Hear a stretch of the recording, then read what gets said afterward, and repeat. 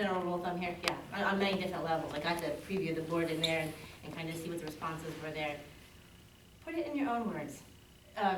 Instead, I know that you've already processed it individually as two different groups, but now that you've heard that and you've sat with the scripture now for an hour, you've been with 18 verses for an hour now, and what I'm hearing and I love is that when you do this, you are learning something new every single time.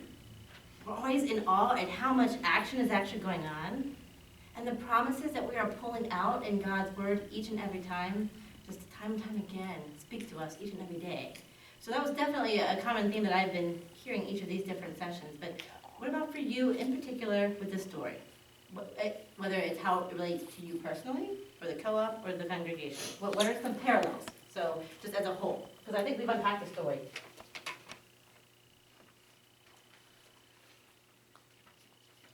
The change is difficult. We're just going right through the judgment. I love it. Okay. Okay. We'll unpack them then. Let's just name other parallels. Change is difficult.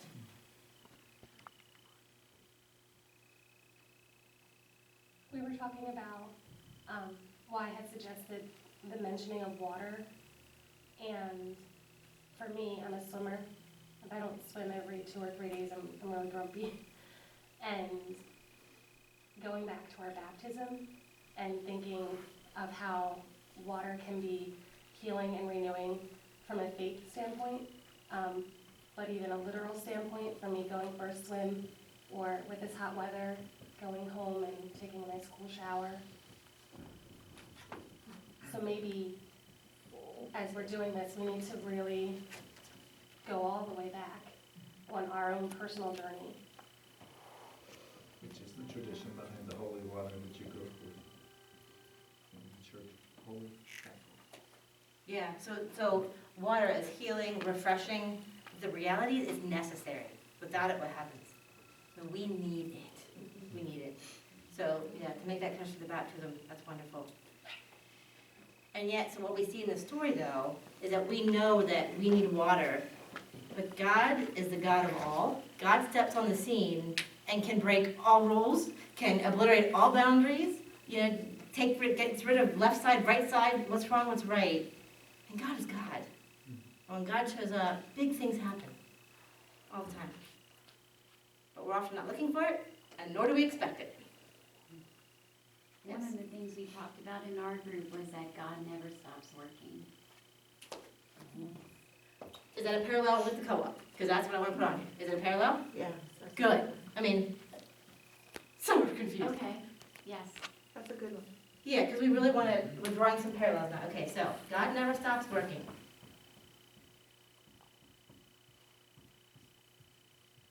We're going to go back and identify some concrete things. So let's maybe name a few more parallels. The Jews in this story were kind of questioning, who are you? Why did you do this? And essentially, at this, this is it for Jesus. They're going to kill him.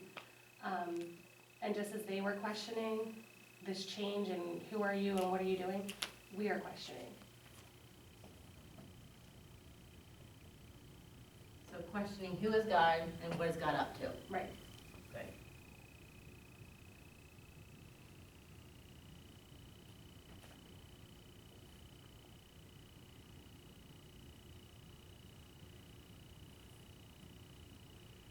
Okay. Other parallels.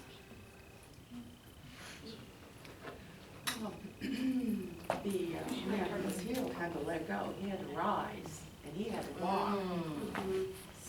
So we have to respond. So letting go, rising, walking. Look at all these verbs. And responding. Pick up your mat and go. Yep. Letting go, rising, walking, and responding. Awesome. Without question. Excellent. That ain't gonna happen. That's why I paused. I'm like, okay. That's certainly what happened, and yeah, we'll unpack that. And there's a lot here. Any others that are you have a burning desire that you see that we didn't name? Because I want to unpack. These are good. The only other thing I want to say is that the water was agitated. Things got stirred up, and there was healing in that anyway.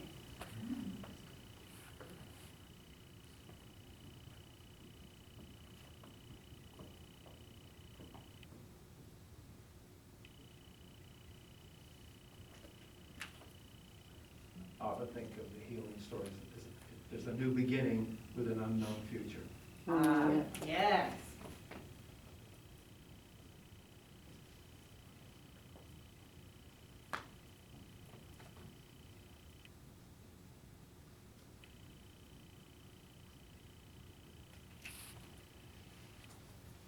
I have to say, this was the quickest you've come up with any parallels of any of these stories yet. Mhm. Okay, we're gonna keep working with this one for a little bit. Yeah, so I'm glad tonight that we took the first half to really be in it, and then we're gonna spend time now looking at these individually.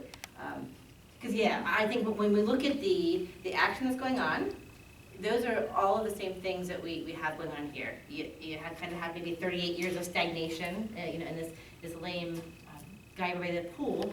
At the same time, you've got Jesus passing by, not being recognized, but Jesus is up to some good things, and when he responds, what happens? There's some healing. And there's that excitement, but then in that excitement, there's others that are like, oh no, that can't be. You just see all that at play, because you don't really want to believe that. But then it's also, you have this law and order issue. These are laws. This is out of order. You don't heal on this day. And so how does that play out for us? And feeling like, this is out of order. This shouldn't have happened in my lifetime. This should have been, 200 generations down the road. Maybe we need to be a little more rebellious like he was. Okay. Yeah. Rebellious is a really good thing when it's holy. I put that word out there. Like, Bishop always gets nervous when I'm like, I caused holy chaos. He's like, oh no. Yeah. But I'm like, it's all good. Jesus shows up and obliterates all the boundaries. Yeah. Okay, so now, let's look at this more specifically. So this is where the going gets really tough. Naming the things specifically within the co-op. Now, for this next 45 minutes, when we look at change being difficult, the biblical ties are already there. We want to talk specifics. How's this playing out? How is change difficult? I think we'll just let's stick with that for now. I was going to say, I really just wanted to kind of keep it in open forum, but let's really look at how change is difficult and how you see that playing out right now. Could I add to that hostility? So is that that's one of the results of change being difficult? It's what I get out of the complete picture of the verses 1 to 18. It's hostility leading up towards Jesus is what the Jews are trying to do. Using the picture that you have there, the curing, the water, the curing of the man walking with the bed, the questions that they have concerning the man walking, being on the Sabbath day, they're creating a picture of hostility towards Jesus because that's where it's leading to. He doesn't know at first what his name was until the Jews question him because they're ready to persecute this man because he's carrying his bed on Sunday, the Sabbath. He tells them it's not his, it's a man that cured him. Well, he didn't know who it was by name until later on he sees him and Jesus says to him, sin no more. And then he said, that's the man, Jesus. Now the Jews turned their persecution toward Jesus, and in Jesus' defense, he says, my Father works on Sunday, I also. And that's where it ends then at the 18th verse. So in taking that, what I just said, and you use it towards co-op, what is, and just we said in our meeting, what caused co-op? Each church, Salem, St. James, Zion, Hill, smaller congregations, money, not enough money coming in for the bills that they have. So that's the problem that created it. That was the sign, the water, so to speak. Now what happens? They get together and they form co-op. This is their answer, so they think. And co-op comes along and they don't really do very much in the beginning, except a lot of hope for us. So what happens? You get this group saying, that group saying, this group. Now you've got some tension building. So what happens in the very beginning? Hostility. So now you got hostile people against co-op. So finally co-op has a meeting which shows they're going to have some progress and some more hope and some answers. And then the water settles down again. This is where we're at, and this is what I get. Hostile to me is basically what, and it all comes because we do not know. Each individual church doesn't know any solid answers how to resolve our own problems or the problem we're all seeking. And we haven't enough faith in what we want to search for. So actually, we are the problem. So let me ask We you. don't trust ourselves and our program enough. Well, the group here might, Sure. but what happens outside where you still have those who say, well, I'm not leaving Salem. No way will I leave Salem. My parents did, my brother, I was married. St. James the same way. And I don't know how many in Zion and Hill would be in the same boat. And once they all start thinking Lutherans as one group, not worrying about giving up their church, things will come together because then they can help co-op a lot better. This is what I got out of it. So you would say that encountering that hostility, and then maybe perhaps the pointing of the fingers, are you beyond that now? Do you feel like, are you in this place now of that new beginning? I am, but I don't know how many others are. Okay. And I can say not many. There's too many people that are too focused on a facility rather than working together for the good of all. Okay. It's very prevalent. Okay. So is it focused on the physical building, or is it preserving the religious institution, if you will, the church? So so when you say physical building, are you talking about physical building or physical name of the church? Building. So building, so we're talking property. Yep. So, so we're clinging to property more than we are God. Okay. Hmm. All right, so we need another board. Yeah. Okay, so, because one of the things that we've talked about in our group was change is difficult because we're clinging to something that we shouldn't be often. It has a stronger hold on us than God. Yeah. And that's what causes fear. So when you talk about obstacles and the fear, what are we clinging to that has more power over us, our emotions, our responses, than God? So we know that biblically, we shouldn't worship the building more than we worship God, right? We know that. At the same time, we respect the buildings because they are holy spaces. So there's that tension. But God first, building second, people first, program second. That is so important. So what gets in the way of that? Because you're all nodding your head like, yeah, that's great. But what gets in the way? So what are we clinging to? What has more power over us than God? So property. What else? Our history, at least for three of us, because we're older congregations and, we cling so tightly to that and there's no salvation in it. I mean, it's great, to look back and see what we've done in our ministry in the community. I'm not discounting that, but, moving forward, we can't keep clinging to the past and living in the past. We have to get out of the past. Okay, so when you say there's no salvation, because I don't want to be presumptuous, what does that mean to you? So if there's no salvation in your history, are you speaking for yourself? I mean, in holding on to it. Just in Right. holding on to it. Okay. I think it gets in the way of where we need to go. Right. What happened to the disciples when they decided to follow Jesus? Did their names stay the same, by the way? I know, I just saw that. I was like, yeah! No. We cling to our name because that's our history, that's our heritage. Jesus calls us by name and often renames us. It's part of the reforming work of the Spirit. So, so when we cling to our history, we're getting in the way and expecting that we get to hold on to that because we're entitled to it. Really? But Jesus says it all belongs to me. And history is meant, because I love history, history is meant to teach us lessons for the future Right, and the present. I should say present and future. right, Yeah, it's not meant to be clung to. right. So historically, we need to know where we've been to know who we are where we're going. You know, this Sunday, the lectionary text is going to be talking about a cloud of witnesses. Who are those witnesses that have inspired us in the faith, that have helped us see Jesus in this world and have gotten us to this point? We don't want to let go of them, forget them. They are historically the cloud of witnesses that continue to inspire us even when they're passed away. So what do we cling to?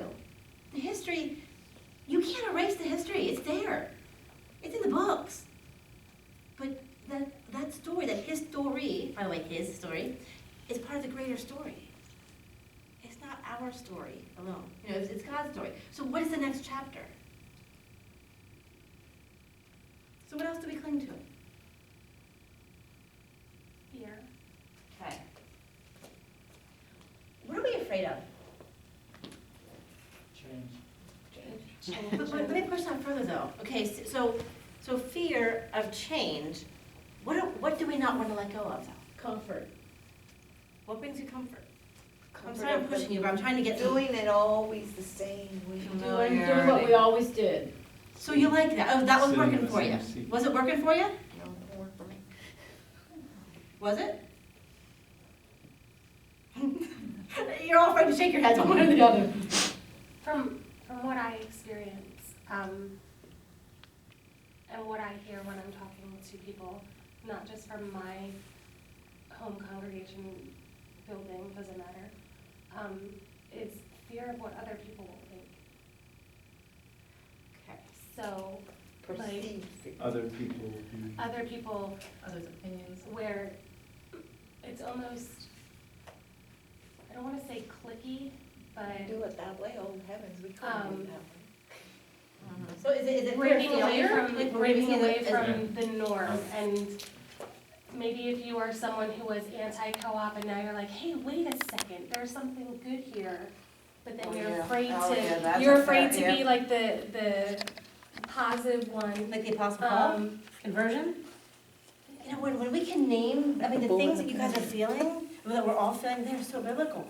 I mean, the Apostle Paul becomes, you know, this crazy zealot that Yeah. becomes so passionate on fire for Jesus, and he was not one of the original believers. In the last 2 weeks, 2 new things have happened because of COVID and because of innovation. Water. Yeah, by the way, this week, Thursday, Friday, Yeah, I saw it on Saturday, Facebook. 1 to 5, we're gonna do water again out front. Yeah, that's your story is really powerful for you guys. And Yeah, at Zion, they had cooking camp, but they didn't have registration, so they Yeah, came which up was with a a whole kid. different Yeah, idea, it was which really was fun. Zion folks Feed the hungry. feed the hungry. They made sandwiches and brought them out to people in poor areas of Lebanon, Right. you know, so, and that was more of a Zion activity, but it was, Well, everybody Because was every- invited. yeah, it was invited, but, you know, people from all the congregations came to hand out water.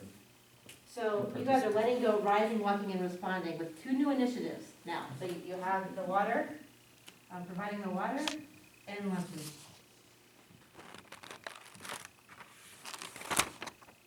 Let's name some other concrete things here. Where do you see God not ceasing to work among you guys? We didn't have bats last night at Salem. I'll put that down, no bats. Yep, someone was bargaining with God and that worked. Way to go. You know, when I went to our husband closed doors, he said they never screeched so loud, he goes, I don't think anybody ever closed these doors, and I'm thinking, probably not for the last 38 years. Right?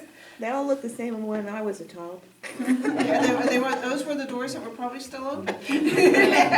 We probably went through them for catechites. Probably. So that's another way God doesn't stop working. Doors are always open. Well, I can give an example, just something that happened randomly today. Our little library is running out of books. We had books and books and books, because we knew it was coming, so people were donating books like crazy. And if you have books, please donate them, because what happened is, and I think part of it was because we were passing out water and introducing the library to the neighbors, the books have just flown off the shelves. Now, they're supposed to return a book, but some of these books are questionable anyways. But anyway, you know. And they're in the church library. Yeah, well, no. They went first. But anyways, We paid them to take those.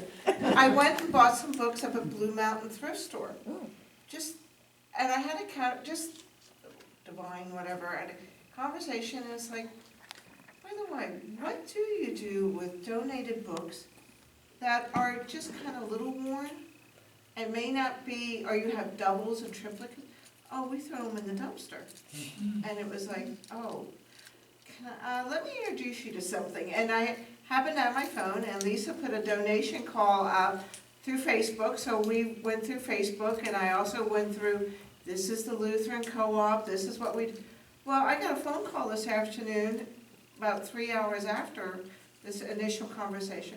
We have 3 boxes of books we're willing to donate, plus Hershey Library is coming down with 14 boxes of books for our store. When we go through what's left, you can go through and use for your library. Good.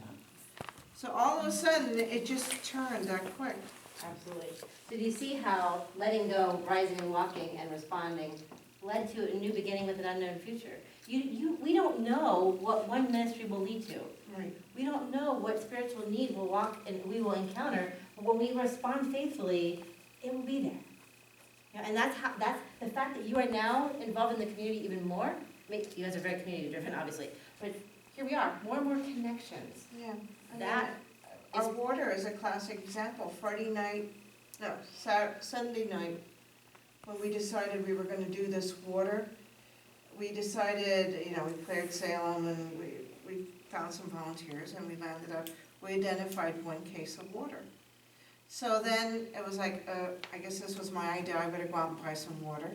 Well, then as this whole week came together, we now have like 8 cases of water locked away, snacks on demand if we want them.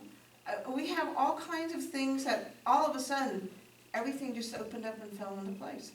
And how is this story, which is now shifting, how is the story of the co-op being shared? Like, these are the stories that we need to be then going back and telling the members in our congregation. So those that are fearful, you know, those that really are worried about failure. Failure, look at what's happening. The love of neighbor is being extended into new communities. You're now having even more ministry partners that are working with you for the sake of the gospel. That is not only spiritual growth, but now you're talking about physical growth. Your physical connections in the community and community partners is increasing. That's abundance. When we worry about the numbers decreasing, no. The other thing to look at is how do you measure quantitatively your success? I hope you're taking all that into account. So you can say, well, okay, I have 30 members now. We used to have 80. Okay, you might have 30 members,